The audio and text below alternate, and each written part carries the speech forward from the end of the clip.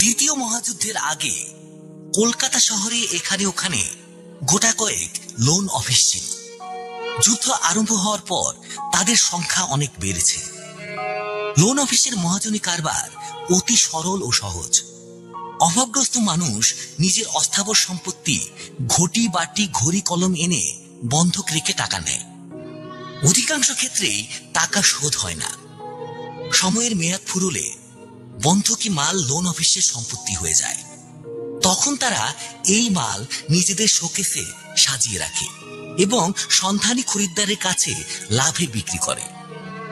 নগেন যুদ্ধের মৌসুমে একটা লোন অফিস খুলে বেশ গুছিয়ে নিয়েছিল। দেশে অভাবগ্রস্ত মানুষের কোনো দিনই অভাব নেই। তার উপর সাদা কালো বহুজাতীয় সৈনিকের শহরে আসার ফলে জাপানি খেলনা বেলুনের মতো ব্যবসা খুব সহজেই ফুলে ফেপে উঠেছিল। বীর যোদ্ধাদের দৈহিক ক্ষুধা তৃষ্ণা তখন দুর্নিবার হয়ে ওঠে। তখন তারা বন্ধক রাখতে পারেন না এমন জিনিস নেই। নগেনের বয়স বেশি নয়, 30-এর নিচেই। সৎ বংশে জন্মাবার ফলে সে কয়েকটা নৈতিক সংস্কার নিয়ে জন্মেছিল। যদিও অর্থ উপার্জনের সৎ কিংবা অসৎ উপায় সম্বন্ধে বাঙালি ভদ্রলোক সম্প্রদায়ের মধ্যে কোনো নৈতিক সংস্কারই নেই। জুতো সেলাই থেকে চণ্ডী পাঠ সব কাজে আমরা অম্লান বদনে করে যেতে পারি, যদি তাতে অর্থ লাভ হয়। এই জন্যই বোধ হয় দারোগা হওয়ার আশীর্বাদকে আমরা নিছক পরিহাস বলে গ্রহণ করি না, এবং কালোবাজারের কালী ও নাগদের প্রতি আমাদের বিদ্বেষও তেমন মারাত্মক হয়ে উঠতে পারেনি। কিন্তু এসব অবান্তর কথা থাক। নগেনের সকল বাহ্যিক জীবন থেকে তার ভেতরের জীবনে যে জিনিসটি প্রবেশ করেছিল তার কথাই বলবো। তার আগে একটি কথা বলে নেওয়া প্রয়োজন। এটিও নগেনের ভেতরের কথা এবং অত্যন্ত গোপন কথা। বয়স 30-এর কাছাকাছি হলেও নগেন স্বাস্থ্যবান যুবক। তার রক্তের তাপ এখনো কমতে আরম্ভ করেনি। কিন্তু তার স্ত্রী খুনিকা, সংক্ষেপে খনা, মাত্র 23 বছর বয়সেই তার ক্ষণ যৌবনকে বিদায় দিয়েছিল। শুধু দেহের দিক দিয়ে নয়, মনের দিক দিয়েও। খনা দেখতে মন্দ নয়। নবযৌবনের আবির্ভাবে তার দেহে একটা শান্ত স্ত্রী দেখা দিয়েছিল। কিন্তু পরপর 2টি মৃত সন্তান প্রসব করবার পর তার দেহ লাবণ্য তো গিয়েছিলই, নারীত্বও যেন হঠাৎ নিঃশেষ হয়ে গিয়েছিল। যা থেকে গিয়েছিল তা গৃহকর্ম নিপুণ, সচল সবাক একটি যন্ত্র মাত্র। নগেন চরিত্রবান যুবক, কিন্তু সহজ স্বাস্থ্যবান পুরুষের ক্ষুধা তৃষ্ণা তার ছিল। তাই তার দাম্পত্য জীবনের এই অপ্রত্যাশিত অনাবৃষ্টি তার অন্তরের কাঁচা ফসলকে শুকিয়ে দিচ্ছিল। খাল কেটে জল আনার কথা তার মনেই আসে না। তার মন সেরকম নয়। কিন্তু বঞ্চিত ব্যর্থ যৌবনের ক্ষোভ তার নিভৃত অন্তরে সঞ্চিত হয়ে কোনো অনর্থ সৃষ্টি করছিল কিনা তা কেবল বিশেষজ্ঞ পণ্ডিতরাই বলতে পারেন। হয়তো আমার এই কাহিনীর সঙ্গে নগেনের নিরুদ্ধ ক্ষোভের কোনো সম্বন্ধ নেই, কিংবা কে বলতে পারে। 1942 সালের শেষের দিকে কলকাতা শহরে নানা বিজাতীয় সৈনিকের আবির্ভাবের ফলে তিল ফেলবার জায়গা ছিল না। এমন বিভিন্ন বর্ণের ও বিভিন্ন আকৃতির মানুষ একই স্থানে সমবেত হতে এর আগে কখনো দেখা যায়নি। এই সময় নগেনের লোন অফিসে একটি লোক এলো। মিলিটারি পোশাক পরা, লম্বা জোয়ান, মাথার চুল কাফরির মতো কোকড়ানো, গায়ের রং নারকেল ছোবরার মতো, চোখের মনি নীল। ভাঙা ভাঙা ইংরেজিতে বলল, আমি একটা জিনিস বন্ধক রেখে টাকা চাই। সে পকেট থেকে একটা ছুরি বার করলো। ছুরি না বলে ছোরা বললেই ভালো হয়। যদিও পেন্সিল কাটা ছুরির মতোই এটাকেও ভাঁজ করে বন্ধ করা যায়। হাড়ের বাট দীর্ঘকালের ব্যবহারে ও তামাকের রসে বাদামি হয়ে গেছে বটে, কিন্তু ফলাটা সতেজ উগ্রতায় ঝকঝক করছে। ফলাটা প্রায় 6 ইঞ্চি লম্বা, কিন্তু এমন অদ্ভুত তার গঠন দেখলেই চমকে উঠতে হয়। নগেন সম্মোহিতের মতো দেখতে লাগলো। ছুরিটা যেন ছুরি নয়, বৃশ্চিকের মতো ক্রূর জীবন্ত একটা প্রাণী। তার ফলাটা বন্য পশুর দাঁত বার করার মতো বর্বর হিংস্রতায় হাসছে। ছুরি থেকে চোখ তুলে নগেন দেখল ছুরির মালিকও পোকায় খাওয়া ঘষা দাঁত বার করে ব্যঙ্গ ভরে হাসছে। নগেনের ব্যবসা বুদ্ধি ফিরে এলো। সে ছুরিটা উল্টে পাল্টে দেখে বলল, 3 টাকা দিতে পারি। ছুরির মালিক বলল, আমার 5 টাকা চাই। নগেন আর কথা না বাড়িয়ে রসিদ লিখে তাকে 5 টাকা দিয়ে দিল। 7 দিনের মেয়াদ, এর মধ্যে টাকা শোধ না করতে পারলে ছুরি বাজেয়াপ্ত হয়ে যাবে। লোকটা রসিদ ও টাকা প্যান্টের পকেটে পুরে বলল, ছুরি সাবধানে রেখো, আমার বড় আদরের জিনিস, শিগগিরই আমি ক্লাস করে নিয়ে যাব। লোকটা কেমন একরকম ভাবে নগেনের দিকে তাকিয়ে একটু মাথা নেড়ে চলে গেল। নগেন কিছুক্ষণ দরজার দিকে তাকিয়ে রইল। অদ্ভুত চেহারা লোকটা, কাফরির মতো চুল, সাদা আদমির মতো চোখ, এশিয়াবাসীর মতো রং, যেন 3টা মহাদেশের 3 জন মানুষকে এক জায়গায় করে একটা মানুষ তৈরি হয়েছে, কিংবা ওই একটা মানুষ থেকে 3 মহাদেশের 3টি জাতি বেরিয়ে এসেছে। লোকটার বয়সও অনুমান করা যায় না। 30 বছর হতে পারে, আবার 3000 বছর বললেও অসম্ভব মনে হয় না। ছুরিটা টেবিলের উপর ছিল, সেটা তুলে নিয়ে নগেন আবার নেড়ে চেড়ে দেখতে লাগলো। কি ধার! নগেন ছুরির ফলাটা নিজের লোমো হাতের উপর দিয়ে একবার খুরের মতো টেনে নিয়ে গেল। অমনি লোমগুলো ঝরে পড়ল। সঙ্গে সঙ্গে একটা অপূর্ব আনন্দে তার গায়ে কাটা দিতে লাগলো। অনুভূতিটা অচেনা নয়, কিন্তু আরো তীব্র, আরো কুটিল, পরকীয়া প্রেমের মতোই গোপন অপরাধের বিষ মেশানো। সেদিন সমস্ত কাজকর্মের মধ্যে নগেনের মন এই ছুরির দিকে পড়ে রইল। তার মনে হলো, লোকটা যদি ছুরি উদ্ধার করতে না আসে তো বেশ হয়, ছুরিটা তার হয়ে যাবে, সে আর কাউকে বিক্রি করবে না। ব্ল্যাক আউটের কল্যাণে সন্ধ্যার সময় দোকান বন্ধ করতে হয়। নগেন ছুরিটা সাবধানে সিন্ধুকে বন্ধ করে দোকানে তালা লাগিয়ে বাড়ি ফিরল। কিছুদিন যাবৎ তার মনটা কেমন যেন নিঃসম্বল হয়ে গিয়েছিল। আজ তার মনে হলো সে হঠাৎ গুপ্তধন পেয়েছে। বাড়ি ফিরে সে খনাকে ছুরির কথা বলল না, 2-1 বলি বলি করেও থেমে গেল। ছুরিটা এমন কিছু দামি জিনিস নয়। তাছাড়া নগেনের নিজের মনের মধ্যে যে নতুন গুপ্তধন পেয়েছে, খনাকে তার ভাগ দিতে সে রাজি নয়। একদিন ছিল যখন তারা মনের তুচ্ছতম অনুভূতিও আদান প্রদান করে সুখী হতো, কিন্তু এখন আর সেদিন নেই। রাত্রের খাওয়া শেষ করে নগেন শুতে গেল। স্বামী স্ত্রী পাশাপাশি ঘরে শোয়। বছরখানেক হলো এই ব্যবস্থা চলছে। বিছানায় শুয়ে কিছুক্ষণ বই পড়া নগেনের অভ্যাস, কিন্তু আজ আর বই পড়তে ইচ্ছে হলো না। আলো নিভিয়ে সে শুয়ে পড়ল। ঘুমিয়ে নগেন স্বপ্ন দেখল, ছুরির মালিক হাতে ছুরি নিয়ে দাঁড়িয়ে হাসছে। তার নীল চোখে উৎকট উল্লাস। কতগুলো নগ্ন নথর মনুষ্য দেহ তার চারিপাশে তাল পাকাচ্ছে। লোকটা হাসতে হাসতে তাদের দেহে ছুরি মারছে। কিন্তু এই হত্যার লীলা, ভোগের খেলা, কি সহজে ছুরি ওই নগ্ন জীবন্ত মানুষের মধ্যে আমূল প্রবেশ করছে আর রক্তাক্ত মুখে বেরিয়ে আসছে। দেখতে দেখতে নগেনের শরীর উদ্দীপনায় আনচান করতে লাগলো। নরম মাংসের উপর ছুরির এই বারবার আঘাত তার ধমনী রক্তে যেন আগুন ধরিয়ে দিল। তীব্র উত্তেজনায় তার ঘুম ভেঙে গেল। এমন তীব্র উত্তেজনা সে অনেক দিন অনুভব করেনি। তার সারা গায়ের চামড়া গরম হয়ে জ্বালা করছিল। সে কিছুক্ষণ বিছানায় বসে থেকে আস্তে আস্তে নামল। অন্ধকার হাতড়ে পাশের ঘরে খনার বিছানার কাছে গিয়ে দাঁড়ালো। খনা ঘুমুচ্ছে। ঘুমের মধ্যে একটা বিশ্রী শব্দ করে তার নিঃশ্বাস পড়ছে। বিছানায় উঠতে গিয়ে নগেন সরে এলো। বিছানার চারদিকের হাওয়া খনার নিঃশ্বাসের দূষিত বাষ্পে ভারী হয়ে উঠেছে। একটা দৈহিক বিকর্ষণ নগেনের শরীরের মধ্যে বিদ্রোহ করে উঠল। সে ফিরে গিয়ে 1 গ্লাস জল খেয়ে নিজের বিছানায় শুয়ে পড়ল। পরদিন দোকানে গিয়ে প্রথমেই নগেন সিন্ধুক খুলে ছুরির খবর নিল।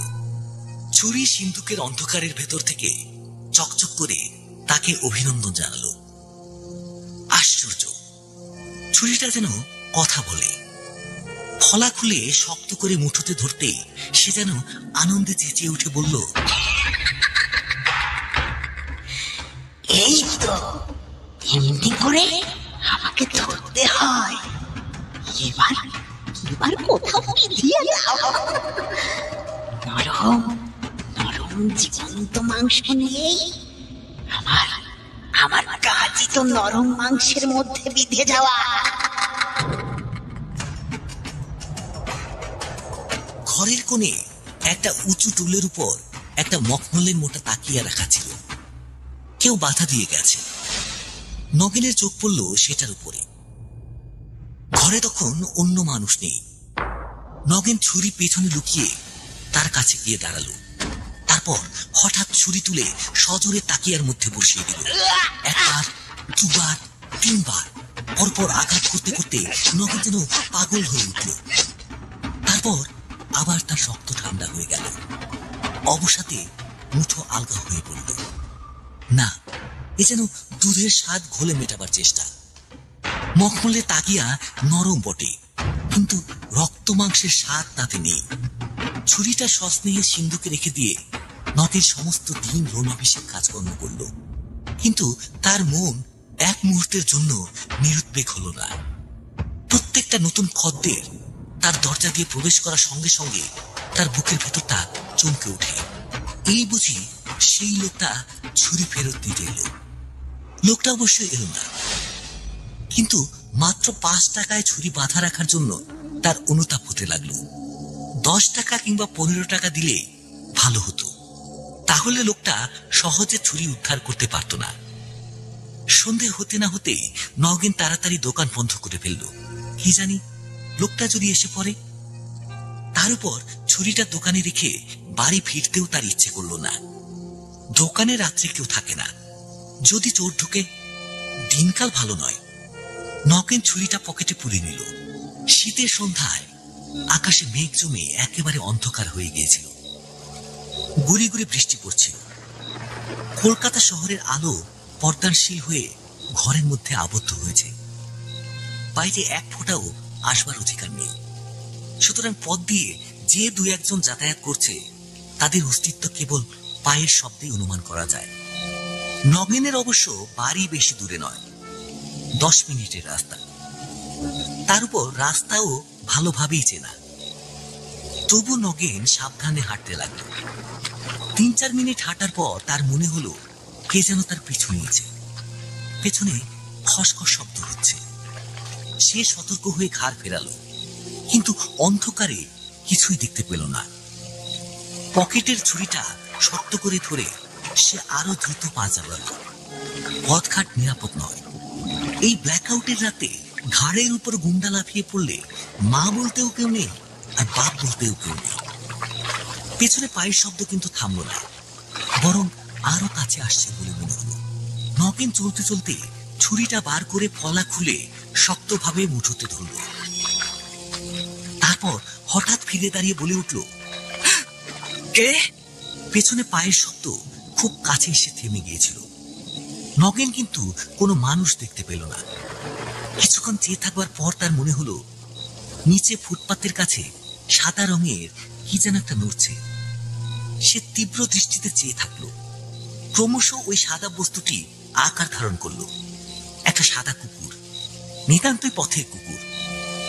নির্জন পথে মানুষ দেখে খাদ্যের আশায় তার সঙ্গ নিয়েছে। নগেনের ঘন ঘন নিঃশ্বাস পড়তে আরম্ভ করেছিল। কুকুর বুঝতে পেরে তার ভয় কমল। শক্ত মুঠোতে ধরা ছুরিটা সে মুড়ে আবার পকেটে রাখার উপক্রম করল। কুকুরটা অস্পষ্টভাবে কুই কুই শব্দ করছে। ফুটপাথে পেট রেখে ভয়ে ভয়ে একটু একটু লেজ নাড়ছে। নগেনের চোখ দুটো হঠাৎ অন্ধকারে জ্বলে উঠল। সে সন্তর্পণে আবার ছুরির ফলা খুলল। তার শরীরের মধ্যে রক্তের স্রোত প্রবল তোলপাড় করে ছুটতে লাগলো। হাঁটু মুড়ে নগেন ফুটপাথে মাথা নিচু করে মুখে চুকচুক শব্দ করল। কুকুরটা উৎসাহ পেয়ে প্রবল বেগে লেজ নাড়তে নাড়তে হামাগুড়ি দিয়ে তার কাছে এলো। মানুষের কাছে এতখানি সমাদর সে কখনো পায়নি। হাতের নাগালের মধ্যে আসতেই নগেন বিদ্যুৎ বেগে ছুরি চালালো। ঢেউ করে একটা আর্তচিৎকার। কুকুরটা বেশি দূর পালাতে পারল না, দুপা সরে গিয়ে রাত হয়ে পড়ে গেল।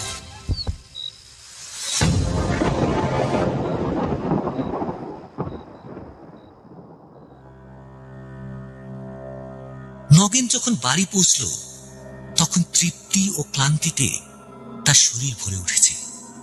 একটু হেসে খনার কাছে বলল,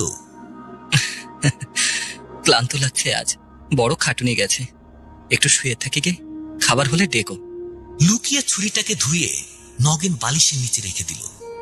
তারপর নিশ্চিন্ত নিঃশ্বাস ফেলে বিছানায় শুয়ে পড়ল। কি আরাম।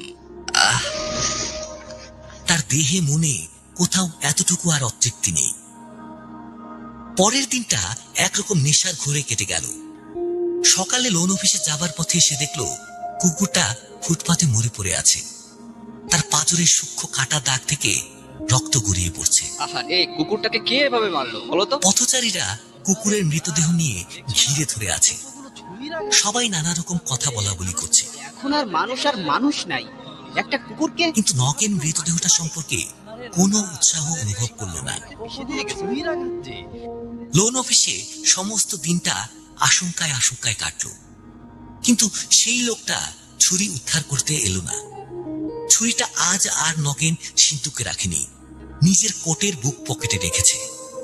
বুকের কাছে তার স্পর্শটাও যেন পরম তৃপ্তিকর। সন্ধ্যায় দোকান বন্ধ করে সে বাড়ি ফিরল। আজ আর পথে কোনো ব্যাপার ঘটল না। বাড়ি এসে যথাসময়ে খাওয়া দাওয়া শেষ করে সে শুয়ে পড়ল। এই কদিনে খনার সঙ্গে তার সম্পর্ক যেন আরো শিথিল হয়ে গেছে। নিহাত প্রয়োজন না হলে কথা বলতেও ইচ্ছে হয় না।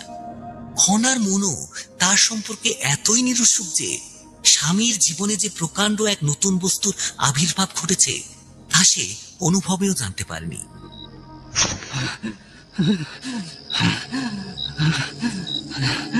গভীর রাত্রে নগেনের ঘুম ভেঙে গেল।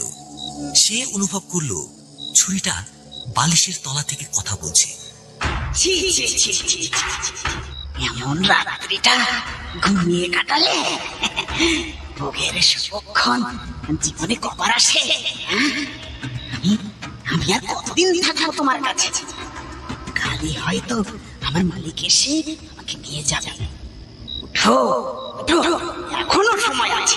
উঠো, অন্ধকার নিরালা শহরে কত ছোট ছোট শিকার ঘুরে বেড়াচ্ছে, কত লোক ফুটপাতে শুয়ে আছে। নগেন বিছানায় উঠে বসল। ছুরিটা বালিশের তলা থেকে বার করতে তার সর্বাঙ্গ দিয়ে তীব্র উত্তেজনার একটা শিহরণ বয়ে গেল। সে শয্যা থেকে নেমে পোর্ট পরে গায়ে একটা র্যাপার জড়িয়ে দিল। বাইরে যেতে হলে খনার ঘর দিয়ে যেতে হবে, আলাদা কোনো দরজা নেই। নগেন নিঃশব্দ পায়ে খনার ঘরে গিয়ে দেখল খনা লেপ গায়ে দিয়ে ঘুমোচ্ছে। তার মুখ দরজার দিকে। নিঃশ্বাস চেপে নগেন দরজার দিকে গেল, কিন্তু হুড়কো খুলতে গিয়ে খট করে একটু শব্দ হয়ে গেল। চমকে জেগে উঠে খনা বলল, কে? ঘরের কোণে তেলের বাতি তখনও নিভে যায়নি। খনা খাড় তুলে নগেনকে দেখে বলল, তুমি? বলে আবার চোখ বুঝল। নগেনের বুকের ভেতরটা ধকধক করে উঠেছিল, কিন্তু খনা যখন কিছু সন্দেহ না করে নিশ্চিন্তভাবে চোখ বুঝল তখন নগেন বেশ শব্দ করেই বাইরে গেল। বাইরের খোলা বারান্দায় দাঁড়িয়ে সে ক্ষণকাল চিন্তা করল, আর যাওয়া চলবে না। খনা জেগে উঠেছে। তার বুকের মধ্যে অতৃপ্ত কামনা গুমড়ে গুমড়ে গর্জন করতে লাগলো। ছুরিটা যেন তার বদ্ধ মুঠোর মধ্যে ফসফস করে নিঃশ্বাস ফেলতে লাগলো। নগেন ফিরে গিয়ে সশব্দে দরজা বন্ধ করে নিজের বিছানায় শুয়ে পড়ল। পরদিনটা নগেনের অসহ্য মানসিক অস্থিরতার মধ্যে কাটল। কিছুই ভালো লাগে না, কোনো কাজেই মন নেই। দিন যেন কাটে না। থেকে থেকে একটা দুর্দম আকাঙ্ক্ষা বুকের মধ্যে সাপের মতো ফনা তুলে উঠতে থাকে। এইভাবে দিন কাটবার পর নগেন বাড়ি ফিরল। খেতে বসে খনাকে বলল, শোবার ঘরের দরজায় হুড়কো লাগাবার কি দরকার? বাড়ি তো বন্ধই থাকে। কাল খামোখা মিছিমিছি তোমার ঘুম ভেঙে গেল। খনা সরল মনে বলল, বেশ, আজ থেকে দরজা ভিজিয়েই রাখবো। রাত্রি ঠিক 12টার সময় নগেন বিড়ালের মতো নিঃশব্দ পায়ে বাড়ি থেকে বের হলো। আজ আর খনা জাগল না। বাইরে তখন নিশ্চিদ্র অন্ধকারের কম্বল মুড়ি দিয়ে কলকাতা শহর ঘুমোচ্ছে। আকাশের তারাগুলো নগেনের মাথার আরো কাছে নেমে এসে তার হাতের ছুরির মতো নিষ্ঠুর হাসি হাসতে লাগলো। নগেন বুক ভরে নিঃশ্বাস নিল। তারপর ক্ষুধার্ত কুকুরের মতো এই অন্ধকারে অদৃশ্য হয়ে গেল।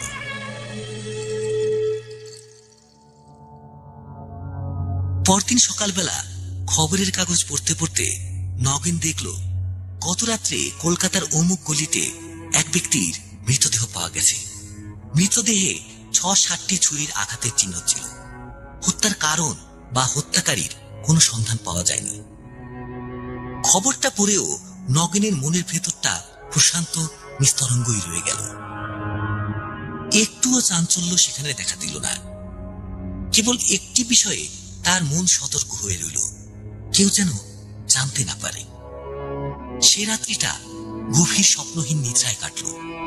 বাঘ মোষ মেরে আকণ্ঠ খাবার পর যেমন ঘুমোয় তেমনি আলস্য ও ভারাক্রান্ত জড়তা ভরা ঘুমে নগেন ঘুমল। কিন্তু পরদিন আবার তার খিদে জেগে উঠল। দুপুর রাত্রে আবার সে বের হলো। আবার খবরের কাগজে বের হলো রাস্তায় ছুরিকাহত একটি মৃতদেহ পাওয়া গেছে। কিন্তু এই নিয়ে বিশেষ হইচই হলো না। সারা পৃথিবী জুড়ে হত্যার যে তাণ্ডব চলছে তাতে এই সামান্য একটি মানুষের মৃত্যু কাউকে উত্তেজিত করতে পারল না। এইভাবে 7 দিনের মেয়াদ ফুরল। প্রায় রোজই একটি করে বলি পড়ল। 7ম দিনের দোকানে যেতে যেতে নগেন মনে মনে মতলব করল, আজ যদি লোকটা ছুরি উদ্ধার করতে আসে সে বলবে ছুরি হারিয়ে গেছে, তোমার যত ইচ্ছে দাম নাও, ছুরি সে কিছুতেই ফেরত দেবে না। কিন্তু লোকটা এলো না। সন্ধ্যে 5টা পর্যন্ত দেখে নগেন তাড়াতাড়ি দোকান বন্ধ করে ফেলল। তারপর ছুরি পকেটে নিয়ে বেরিয়ে গেল। তার যেন আনন্দ আর ধরছে না। ছুরি এখন তার, আর ফেরত দিতে হবে না। সে অনেকক্ষণ রাস্তায় রাস্তায় ঘুরে বেড়ালো। তারপর অন্ধকার হতে বাড়ি ফিরল। নিজের শোয়ার ঘরের নির্জনতায় নগেন ছুরিটা খুলে পরম স্নেহে নাড়িয়ে চাড়িয়ে দেখল। কি সুন্দর জিনিস!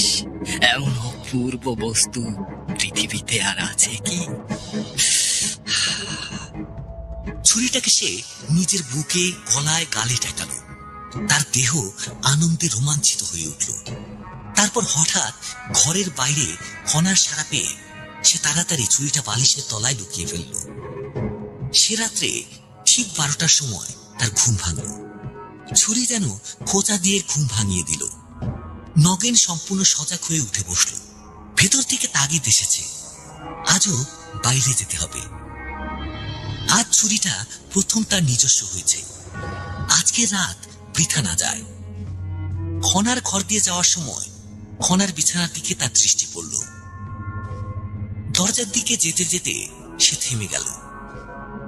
অল্প আলোয় ঘরের বিছানাটা অস্পষ্টভাবে দেখা যাচ্ছে।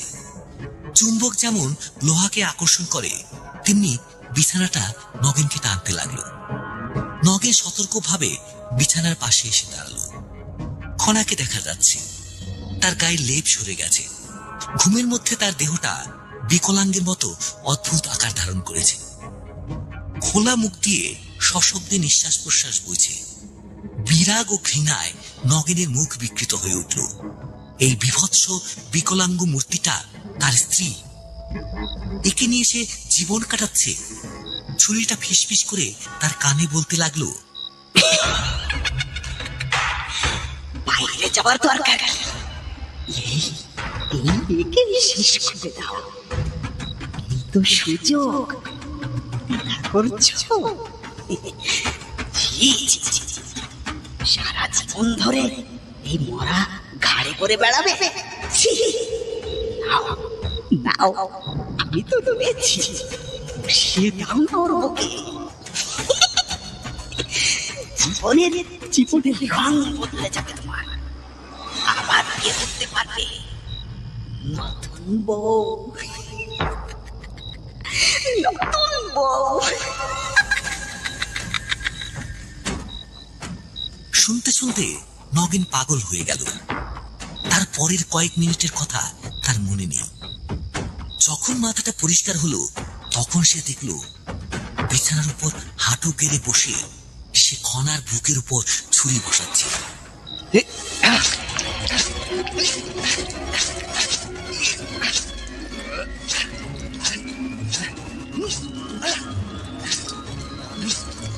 খনা একটু নড়েনি, যেমন শুয়েছিল তেমনই মরেছে।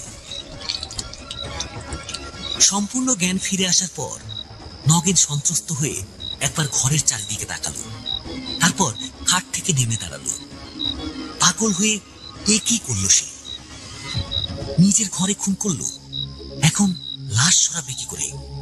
পাড়ায় জানাজানি হবে, পুলিশ আসবে।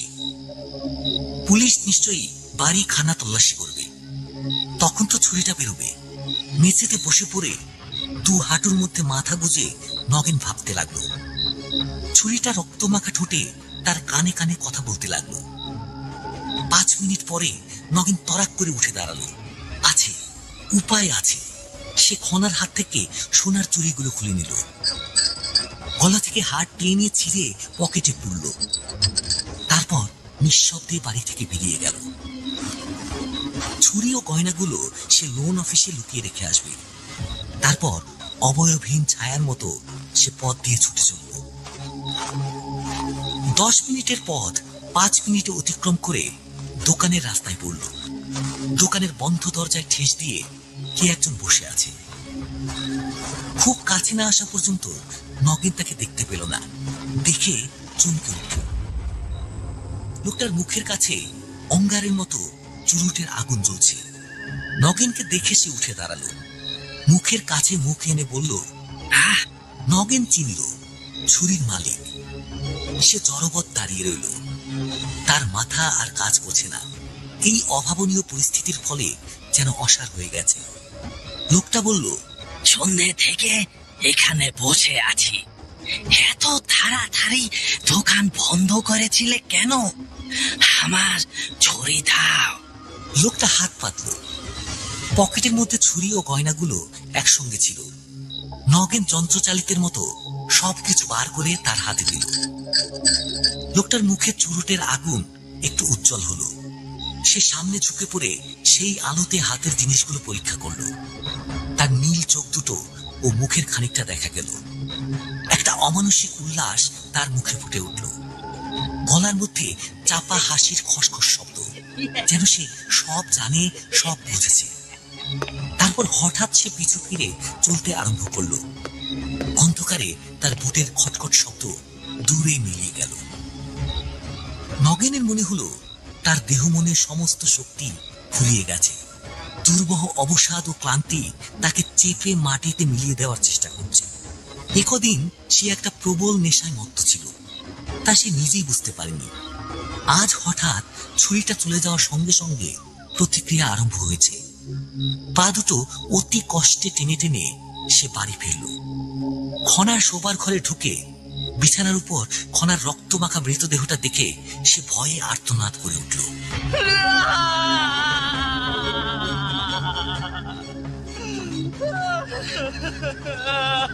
সে জানে সে নিজেই এ কাজ করেছে, তবু যেন এর জন্য সে দায়ী নয়।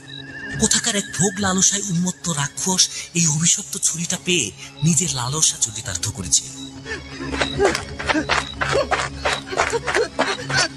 ছুটতে ছুটতে সে বাড়ির বাইরে এসে পাশের বাড়ির দরজায় গিয়ে সজোরে ধাক্কা দিতে লাগলো। ও মশাই রমেশ বাবু, শিগগির দরজা খুলুন, দরজা খুলুন। প্রতিবেশী ভদ্রলোক দরজা খুলে বলে উঠলেন, কি হয়েছে? হঠাৎ কেঁদে ফেলে নগেন বলল, আমার স্ত্রীকে কারা খুন করে রেখে গেছে। এই বলো কি, ঢুকলো কি করে? জানি না, হয়তো আমার স্ত্রী দরজা বন্ধ করতে ভুলে গেছিল, তার হাতে চুড়ি, গলার হার সব নিয়ে গেছে। আসুন আসুন শিগগির।